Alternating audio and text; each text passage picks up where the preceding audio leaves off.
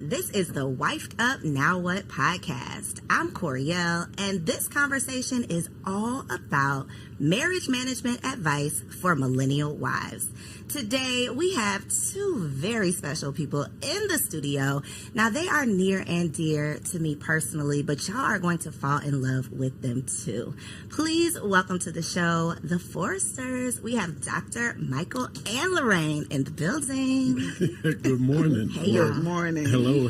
Oh, but I will say one thing though, Yes. Coriel, is that you forgot one piece of it. What did I forget? The one and only, the incomparable Lorraine Forster. That part. Look, so and Michael. we're already getting some marriage management advice. We're getting a little bit of wisdom within the first few seconds.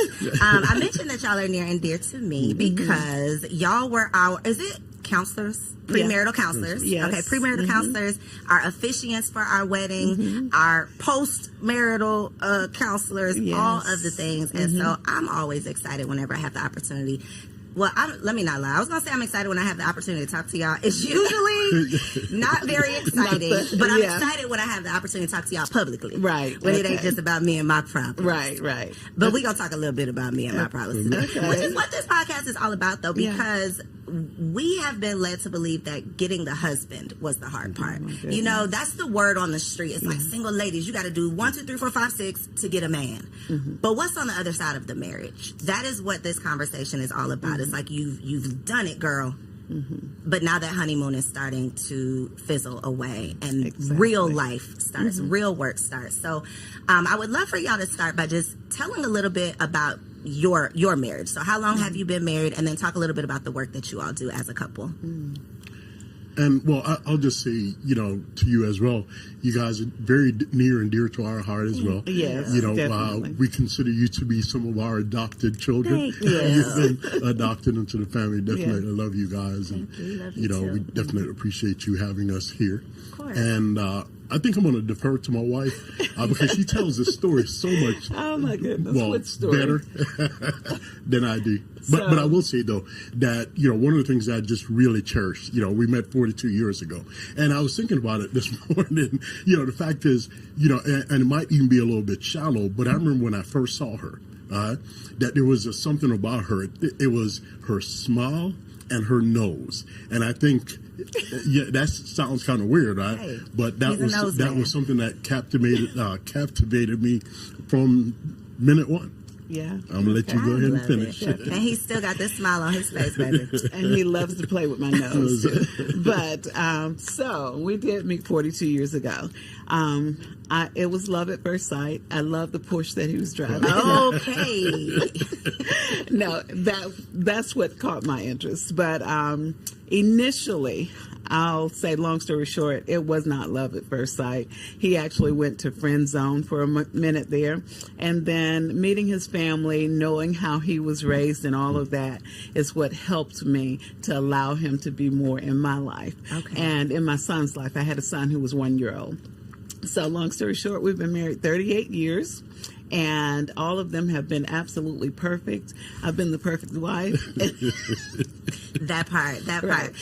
Okay, now the truth. The truth, yes. So there were a lot of things that happened that I did not expect, that he did not expect.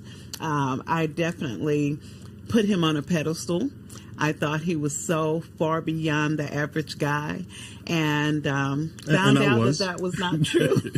Found out that was not true, and which is why we do what we do. We ran into some very difficult times that included my non-negotiables. Yes. Oh my gosh, you just said so much to unpack because I know some of those difficult parts. They don't know some of those difficult parts, but I want to talk through some of them because the expectation that we have when we enter marriage is what leads us astray a lot of times. Not only is it our own personal expectation, sometimes we don't even really know what our expectation is, and then we get there and it's like, well, this ain't what I thought, but I didn't really think about anything. So we don't really know our expectation, and if we don't know it, we can't communicate our expectations so that our partner could actually meet our expectation. Exactly. What do you feel is a realistic expectation for a woman becoming a wife? Like, what should her real expectation be? Because a lot of us enter marriage and it's like, wait a minute, hold on. This ain't what I thought it was. Yeah, there are several things. Number one, expect that things are going to change, period.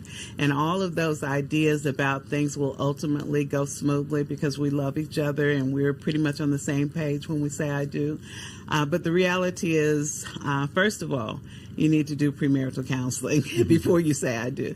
And that way, some of the topics will be discussed. So you'll have an idea of what you're getting into. And then once you get into the marriage, to understand that things are not going to always go smoothly. Finances need to be considered, how you manage your finances, how you manage blending family and friends. You need to also consider your sex life, your spirituality. All of those things are things that you have to really think about. What is it, as you said, what is it that I want so I can communicate to my mate what I want and they'll understand it. So you mentioned something about his family, like seeing his family, and then you're like, okay, he can come on out the friend zone. We can give this a try. I think so often we overlook not just how your family is showing up. Like you go around and it's like, oh, they're cool or they're nice or whatever, but like, how were you raised? What did you witness in your home? What was your experience with relationships or communication or finances? All of those things I think we overlook because we're looking at his Porsche or we're looking at, what social media tells us is important, and then we're forgetting about the real things that are going to matter once the marriage truly begins. What would you say are some of the most common challenges that y'all are seeing? Because y'all work with people premarital, but on the other side, we be sending, y'all are in our Rolodex, like, look, call them today. We send y'all so many people, and I know somebody sent us to y'all, so I know that's kind of how y'all get around, but what are some of the common things that you're seeing in this modern day marriage? Like, what's really going on? And usually I think one of the main things is the communication dilemma. As with most situations, everything that happens needs to be communicated. So usually learning how to communicate effectively is an issue.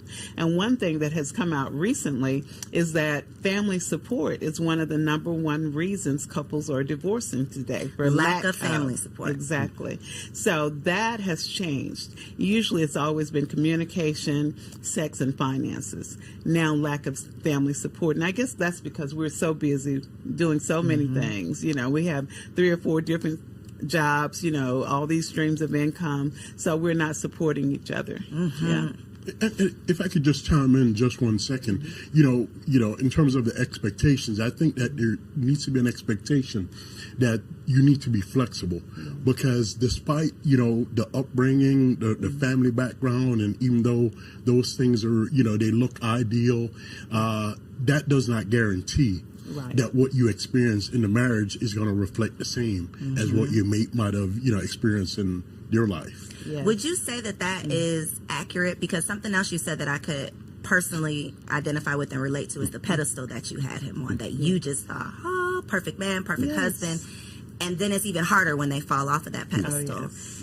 Can you talk a little bit about that process of how he was able to fall off the pedestal, but then you didn't walk away? You were still able, well, you might have walked away and came on back, but you were still able to piece it back together somehow. And what does it look like on the other side now that you know he's not perfect? Yeah. And he would always tell me, look, I'm not perfect. You think too highly of me. But I was looking at his family, his mom, dad, great people. They taught him well, had great morals. His siblings, they got along very well. They had very interesting and intriguing conversations. Everything was just great. And he would call me long distance and tell me, I was listening to this sermon the other day and they said XYZ. And I'm like, okay, and all of those things. He was not the average person. He would never use profanity in my presence, period, and he's always so respectful.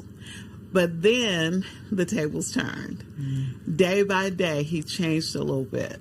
And I think sometimes we kind of acclimate to the environment. So maybe the friends changed. I'm not saying it was on them. It was in him. But I could see a change. But they create an environment where it could come on out. Exactly. And so the things changed. Like he would never necessarily curse me, but I would hear the profanity when he's talking to some other people, which surprised me. And then I would see different things change. And ultimately, when I found out that he was for the streets, that was it right there. You found out he was for the streets. Mm-hmm. How did you gather him back out of the streets? You don't have to go into all the details, but nobody walks down the aisle thinking they're going to find out that their husband is for the streets, especially not when they had him up on this pedestal. Yeah. But these are the 40-plus year experiences that we have to hopefully not be prepared for, but at least be aware of. Right. And so one of the things that I did not expect this to ever be this person. I thought that he was a man of great integrity. He was always at home. He went to work. He came home. Everything looked real good. But there were times when I might be at church and he might not feel like going. And then he would go do his thing wherever and be back before I got home from church. So when I did find out that he was for the streets, it was one of my non-negotiables. So I'm like, you out, period. This is done. But he said, I'm sorry. I made a mistake. I didn't mean to do it. I love what you. Does all for the the streets things mean? Can we let's define for the streets, because for the streets could mean I like to go out, hang out. For the streets could mean I like to drink a little bit more than you do. For the streets could mean I like to socialize. Like, what does this for the streets look like? Well, in our situation, me being for the streets was really more about women. He was a hoe. Yeah. He's taking too long. He was. Okay, go ahead. I just had to get that out. But yes, and for me, not alcohol, but drugs was the other portion of it. Yeah. So and it was one of those. Well, yeah. And for me, real drugs, or was it women and weed? Because weed ain't on. No. It was for real me. drugs. It was cocaine. Oh, real drugs. Okay. Which was my second non-negotiable. Holes and hard drugs. No, right. Okay, got it. Yeah. And it was one fueling the other. Did one.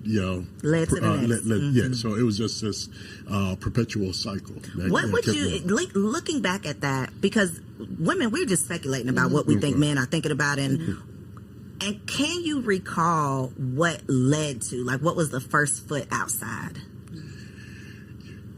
It was ego, really, because to be honest, and this is something when I actually, started, down that road, it was something that was just it was a slow walk. It wasn't something that just all of a sudden, it was, the constant back and forth, the folk making snide remarks or these little suggestive comments. Your wife was? No.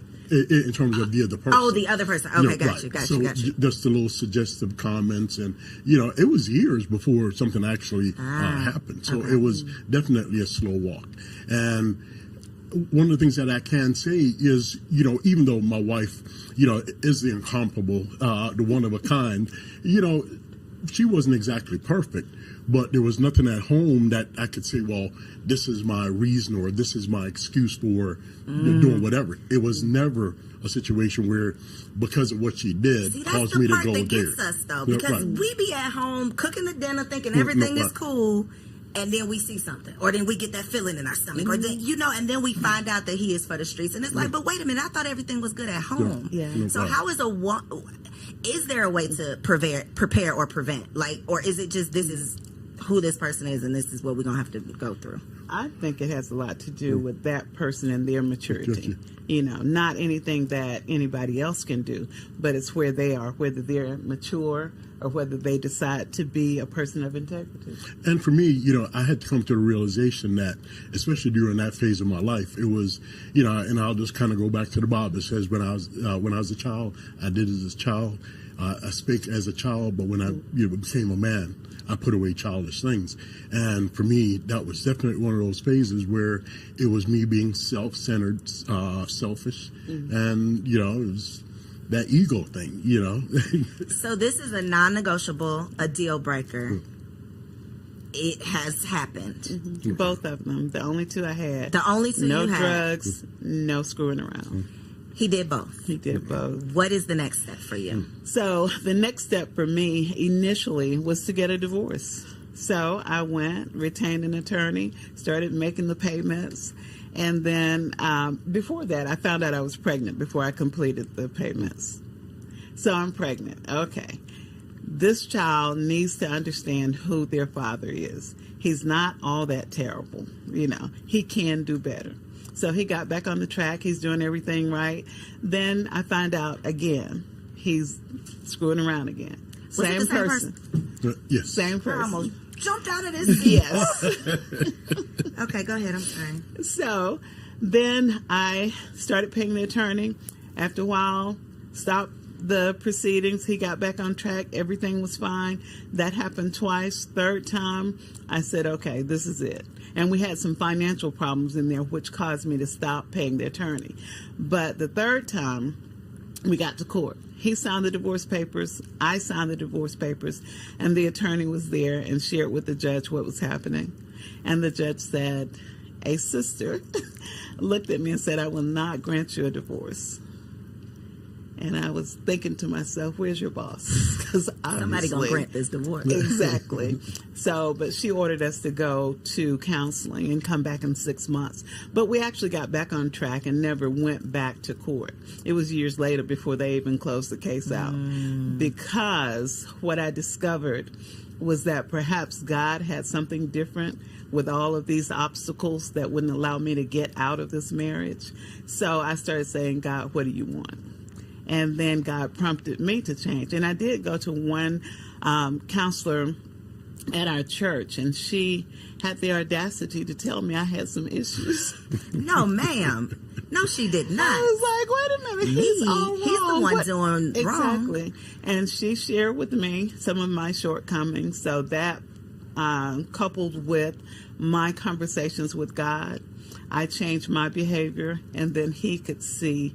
I think that's what helped him to see that change was possible.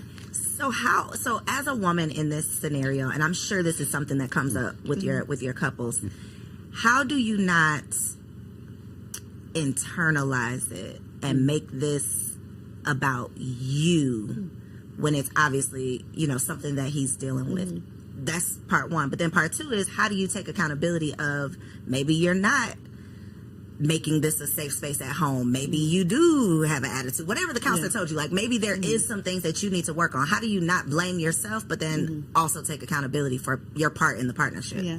So initially I started to go down that hole, as most people will, what's wrong with me? Why is it that he's out seeking something else? What's wrong with me? And then I soon realized that there was nothing wrong with me. And anything that I thought was wrong, I could fix it, or be happy with it. So I did work on myself. And then I was able to say, you know what? This is his problem. He has the issue, not me.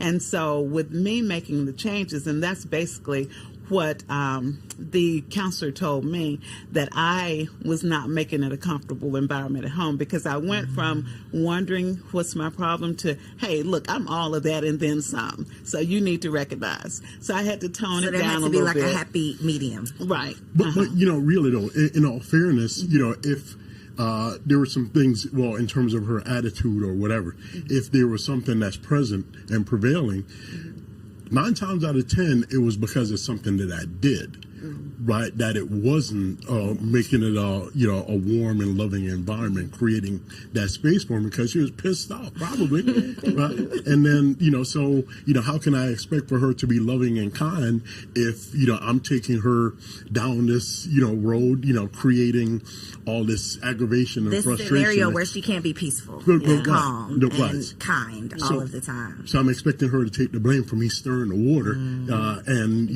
getting things, stirred up. But yet she's supposed to be... Y'all were both playing your parts in it, for sure. Yeah, and it was definitely him. And some people who know me now think, oh, she's a minister. She's always got down on her knees and prayed and everything worked out. Well, when he looked at me, this came to mind. I'm peeling potatoes. It's like on Thanksgiving or Christmas Day or something. And I said something to him, and he looked at me and said, Psh, get out my face, and turned his back and walked away. And all of a sudden, the knife went sailing across the room. It was a slow motion and hit him in the back, stuck him in the back. So that's the kind of thing he provoked. 40 plus years. What? You know what, though? It's so necessary to hear these conversations because people love just saying, well, your grandma stayed married for 60 years. Yeah. But we weren't privy to what was really going on in that marriage. And if we knew what they had to work through over over a course of literally a lifetime, everybody wouldn't be, I think, running so quickly down the aisle and not being prepared to do so. Do you think that you entered the marriage with deal breakers or non-negotiables? You know, I don't really think that I had. Well, I guess maybe I probably would have one, and it would probably be cheating because I know for me, had it been a situation where the shoe was on the other foot, I'd have been out the door. peace out. Out the door. Yeah, I thought, even though it was unspoken. Got you. So when couples sit down on well, not on your couch because I know a lot of it is virtual, but when you are in the presence of couples premarital, how do you advise to handle like deal breakers? Do you advise that you should have deal breakers, non-negotiables, or do you encourage people that you can work through whatever life presents you? So, of course, each situation is different. We do ask them sometimes, you know, do you have deal breakers, and let them listen to what they're saying and what their mate is saying. Many of them who have gotten to the point of really wanting to be married, they'll say things like, okay, I don't know if cheating would be my deal breaker, you know, but drugs would definitely be. And violence, which we definitely ask people to step away from the relationship if there's violence or emotional. But you threw that knife now. Doc, you do that. But that was not on purpose. I didn't get it. It was a reaction. Thank you, babe. It wasn't premeditated, or are you sure it wasn't premeditated? It was not. Everything just went together. It all clicked. Yes. Mm. But those things, you know, even with that, I said we have no experience with violence because I don't count that as violence.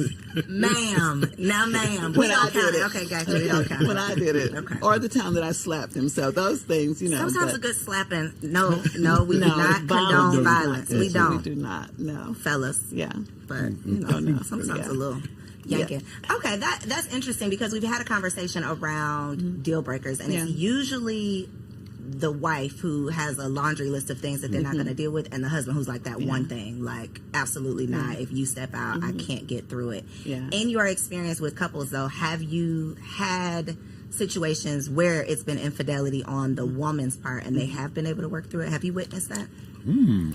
We have. He said no. He started shaking his head real quick. Right.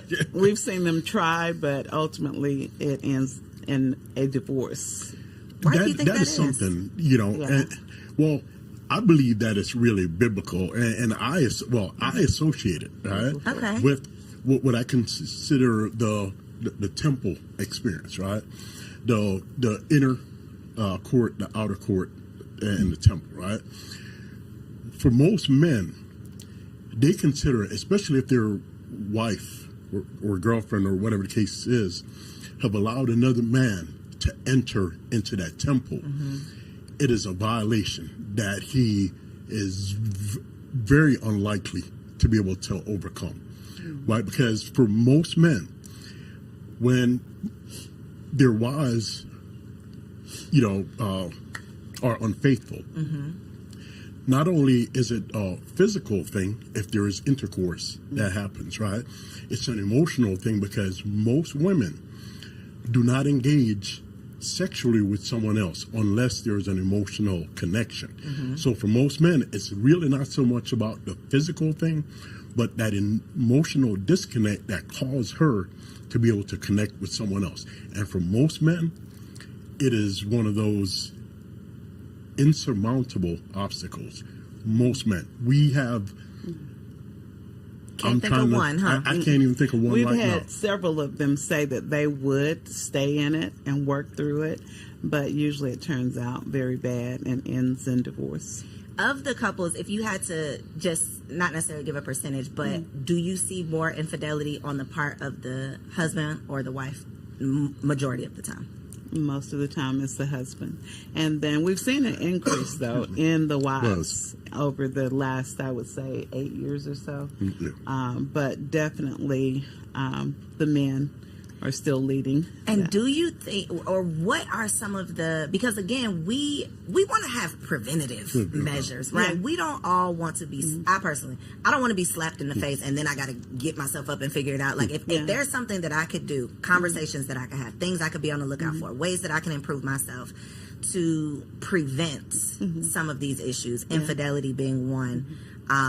Are there any things, like, just based on the real people? Because a lot of these podcasts, we just making up stuff, talking about what we would do if I was in this situation, but you haven't been, so what are you talking about? Right. The real people that you've seen, what is the real cause? Like, what is making people step out?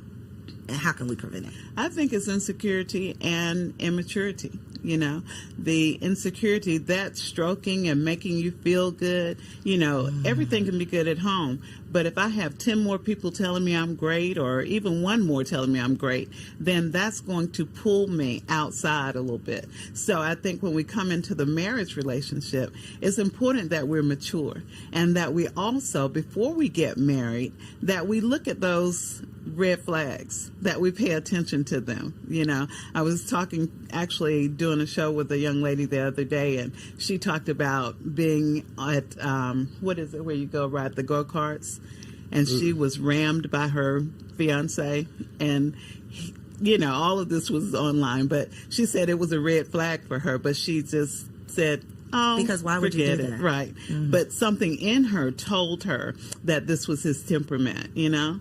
And so those red flags, even if you're not sure, just be still. Don't jump into it, you know? So, but what about if they come on the other side of the marriage? Then you're going to get some help. And if help does not help, then you need to get out. With our situation, I did see progress.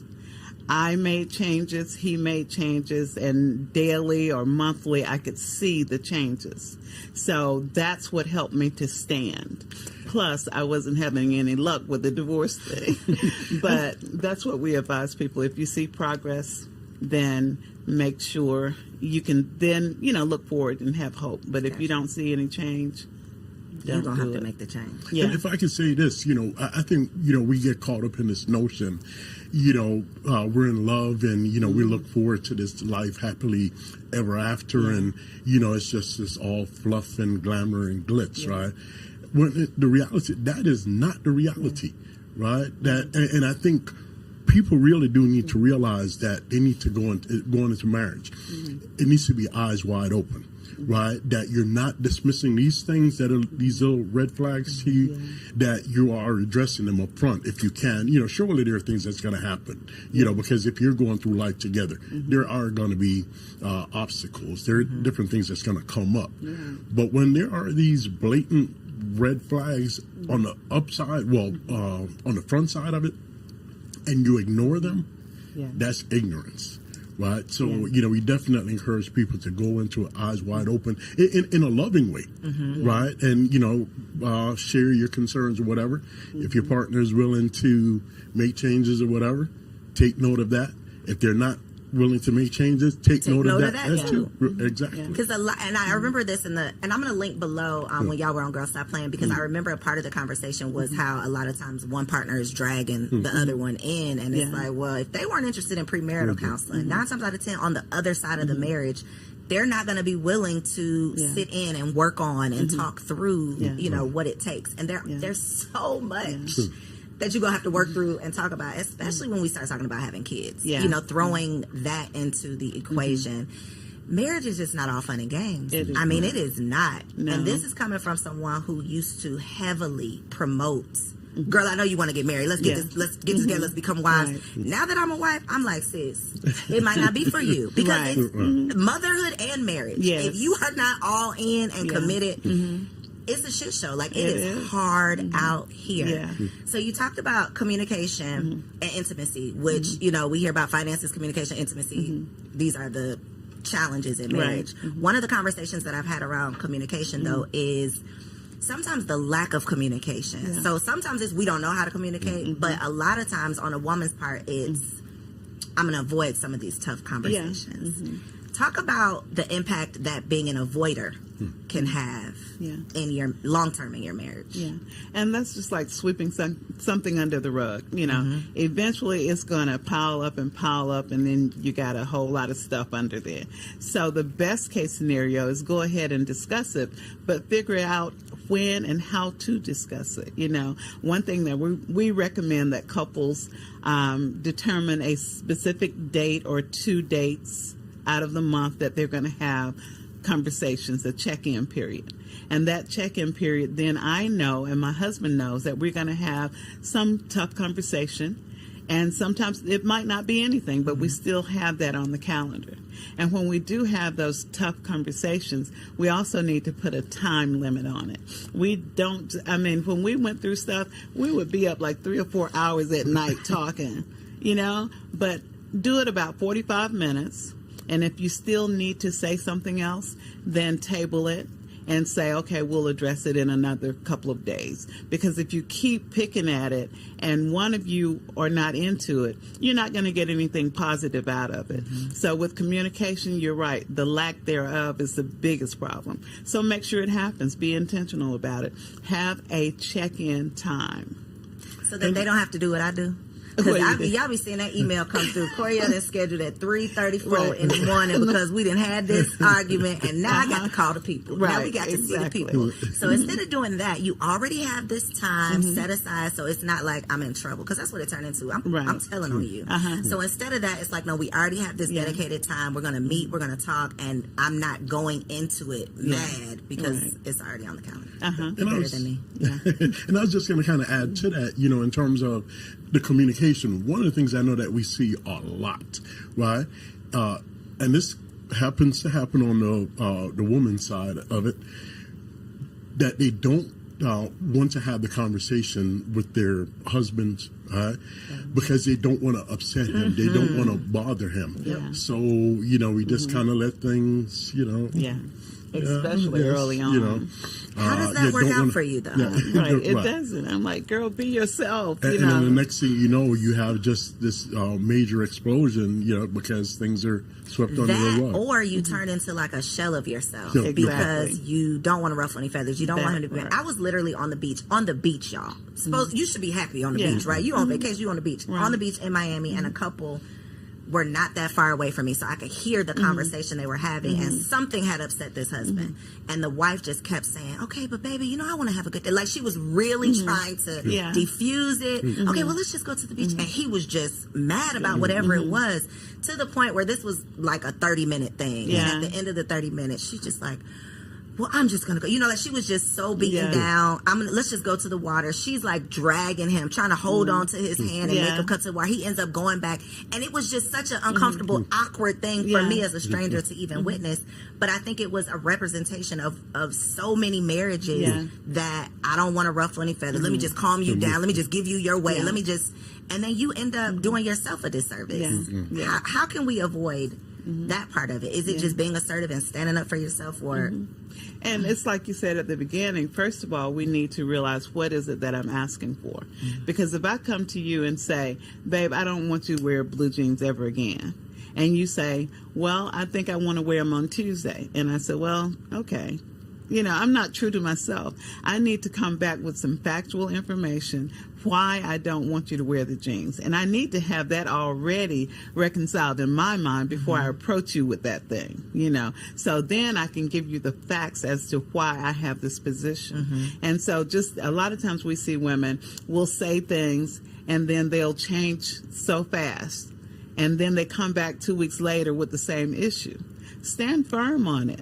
Make sure you solidify it in your mind before you present it. And then when you present it, you have factual information that will help them to understand what you're saying and why you're saying it. And I think another part of it, too, is, you know, in terms of, you know, avoiding these type of situations in the marriage, is making sure that you're actually working on yourself, making sure that you're a whole individual, in this marriage, because if not, you'll just find yourself just being the shell of a person, not really adding any value, in the marriage, in a relationship, and that's not fair. And really to either of the persons, in the marriage, you have to be a whole person. Yeah. It's tough. It is. Because you become a half of a person real quick. Once you say I do, now you're the wife. Now you're not just the woman, you're the wife. Yeah. You got this whole nother responsibility. And then you become the mother. So now you're like a quarter of who you were. And I think that is where some of those issues come in, because it's like I got to manage all this stuff at home. To your point about the lack of family support, a lot of times the mom becomes the default parent. Now I'm stressed out. Now I got an attitude when you come through the door. Now we got something else to argue about, and all of that compounds into a tough life. Yeah. And if you are dealing with your own tough life, which most of us don't know how to deal with, we're not communicating to you. You got your own stuff going on. You're seeking whatever you're seeking to try to get through it, and then we got to come see y'all. Yeah, yeah. And scheduling is something that we don't do in marriage. We have businesses, we make appointments, we schedule things. If we schedule things in our marriage, schedule my me time, schedule your time. What about sex? Should we be scheduling sex? Yes, we definitely should schedule sex. We are dealing with multiple streams of income. We're always working. We look up and 2 weeks have passed and we haven't had sex.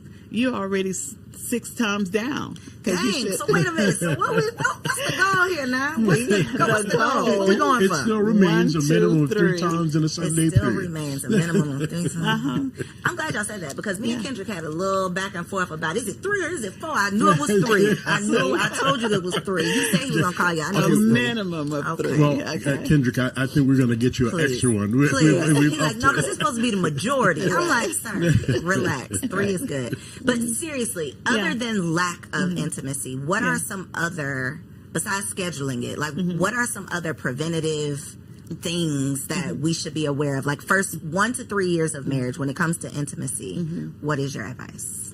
So women often say, well, I'll do it for him. Okay, he wants this. Sex is a two-way thing. Ultimately, when you get down to it, both of you hopefully are enjoying it. So embrace that mindset. This is not for him. This is for me. I enjoy it. You're looking at and thinking about things that you want to do, things you want to have done to you. That helps you to get into it. Looking at part of how they do it in the Tantra sex, where you're thinking about it 24/7 and you're psyching yourself up to it. Or you go 3 days with you two touch, kiss, and everything but sex. But then on that 4th day, you go all in, And so it's making it interesting for both of you. And it's not, there is sex and there's making love, 2 different things. Both of them are necessary. A lot of times women expect making love. I just can't, because we had an argument 5 days ago, so I can't do it. You can. You could just have a little sex. Right, and enjoy it. That part. So if you got an attitude, though, this is the men are from Mars, women are from Venus thing. I could piss him off at 8:05. By 8:07, he ready to go lay down. He is fine. 8:06. Look, 30 seconds later, if he pisses me off at 8:05 a.m., I might still be mad at 8:05 p.m. Like, I might just be coming down at 8:05 p.m. That is the part that I think, I'm laughing about it, but I really think this is a serious problem, because men do not understand. Like, my body almost don't work. Like, I'm going to be looking at you like, you don't want to be on top of me, and I'm looking at you like that, right? Yeah, yeah. But he's not looking at you. He don't care. Yeah, he don't care. But when years ago, somebody close to me had a terrible car accident. They were paralyzed. I get the call, and I'm like, oh my God, I'm just pretty much in shock. And I tell him, he just starts groping and I'm like, really? And what was your reason for that? He said it always made him feel better, so he thought sex would make me feel better in the moment. I was just trying to play my part, trying to help her get over this situation, trying to put her in a better state of mind. Distract you. Let me get your mind off of that. No. Wow. Yeah. Y'all are literally from Mars, because what? Yes.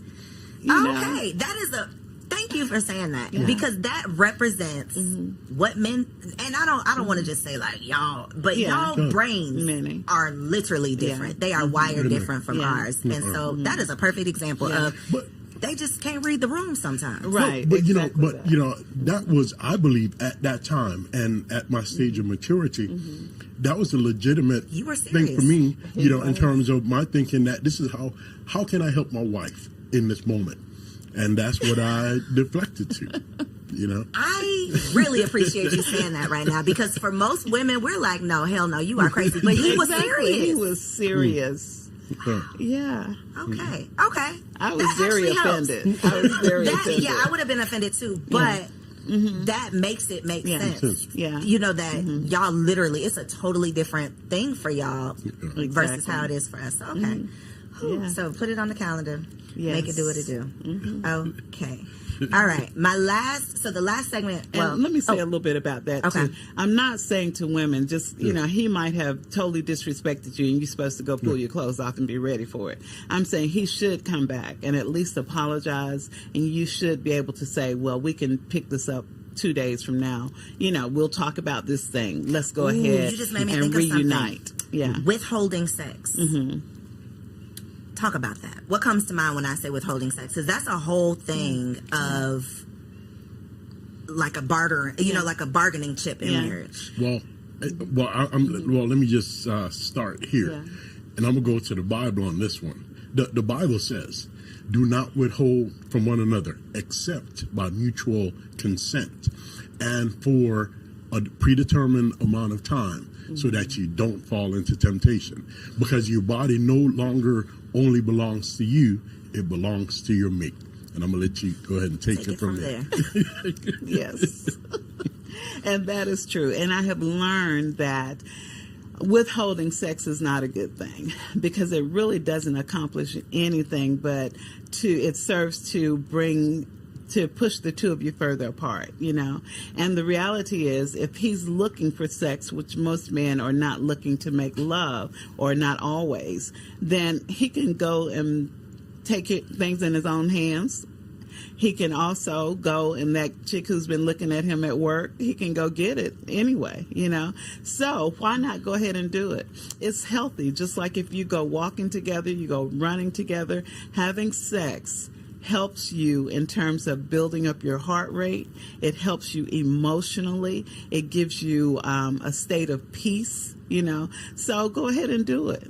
If you want to withhold something, don't fix dinner. Do something else, but don't make yourself do without enjoying sex. And, if I could say this, in terms of men being wired different, I think you did say that word, wired different. Yeah. And it just, came to my mind the fact that for most men we're probably two-way switches, women are three-way switches, and I'll put it like this, because for most men it oftentimes it's just a look or something or a touch that gets us to that point, whereas with women it's three ways. I feel that it's the mind, the heart, and the vagina. If those poles aren't connected, it's not going to happen. So, and I think, we don't want to minimize that part in terms of, saying that, and as we were saying that we shouldn't deprive one another, right? But it does require a little bit more for women. And I think we have to acknowledge that, in terms of for men, that it's not just that on and off switch. And I think those are part of the conversations that have to be had, because as your body changes, as your responsibilities change, as your schedule change, if y'all are not on the same page and committed to the commitment, then I think that could definitely cause some struggles as well. Okay, so we do a segment called Wifey for Lifey. So I want y'all to look in this camera right here, each of you, and just give one piece of advice for a wife in her first year of marriage. Her goal is to be wifey for lifey. She's trying to be 40 plus years in, hopefully more than that. One piece of advice for her to be wifey for lifey right here in this camera. I would say to love yourself. Always make sure you look good, make sure you feel good. People are attracted to confidence, so love yourself. And for me, I would say, remember the covenant. The covenant is really that it's two people entering into an agreement that they're going to achieve a goal, mutual goal together. I love it. Okay, so for the people who need to call y'all, because it's a couple of y'all need to call this camera again and tell them where they can find you online. I know y'all got some events going on, so how can they stay connected with everything y'all got? So definitely you can find us on Instagram. It's ARM, ARM _ Michael and Lorraine. And that's Lorraine with LA because there's nothing low about me. I know that. So Mama knew. Once again, it's ARM _ Michael and Lorraine on Instagram. And then our phone number is 470-403-1584. All right, and we'll make sure that we put all of that in the show notes down below. Thank y'all so much for being here. I know that y'all probably on the floor, your edges sliding back right now. I know. Make sure you share this episode with a friend, though, because these are the necessary conversations that we need to have on the front side so that we don't have to go sitting with them on the back side, okay? Once you start backsliding in your marriage. All right, next segment, our girl TK is here for Wifey Keeps It Spicy. Stick around, and I'll catch you on the next episode. Peace.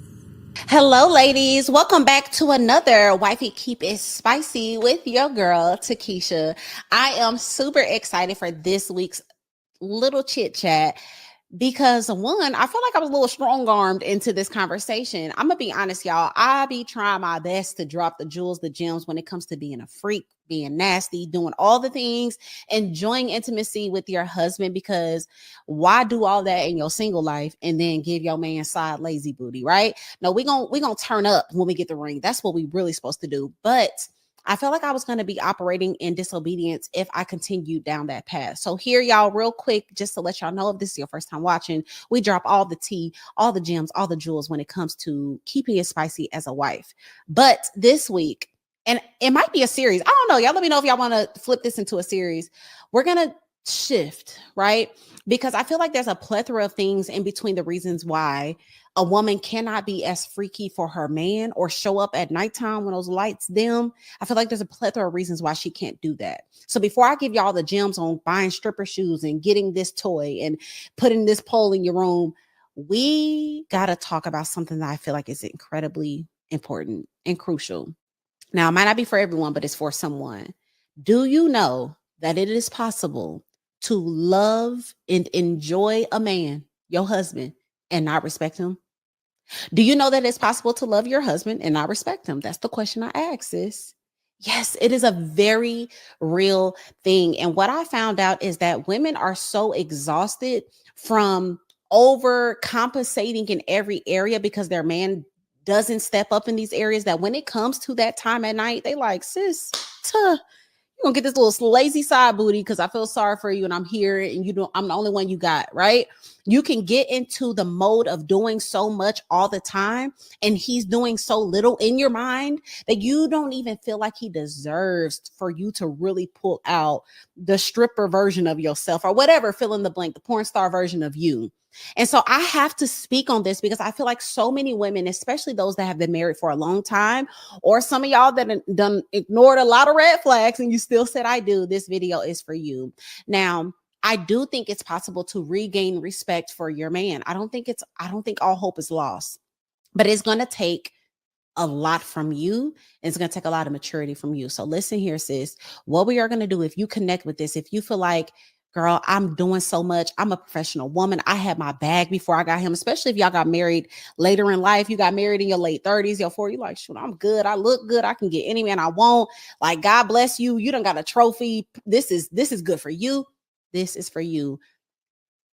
Just like your man has to learn leadership and masculinity in a lot of ways, sis, you have to learn submission and femininity too. Because you have been leading your life for so long and you've been making all the decisions, you've been the boss in your company, you've been the leader in your friends group, you've been the smartest. It takes intentionality and aggression to learn the opposite, to learn to fall back, to learn to follow, to be submissive and compassionate and kind. And so what I want you to do is I want you to have a real conversation with your husband. Now, don't go and tell him that you don't respect him, but I need you to have a conversation with him and let him know that you are transitioning into a new woman, that you want to be all that God has called you to be when it comes to being a wife, which is compassionate and kind and patient, which is a nurturer, which is a submissive wife. And as you're telling him this is what I did with my husband. I said, hey, things going to be different.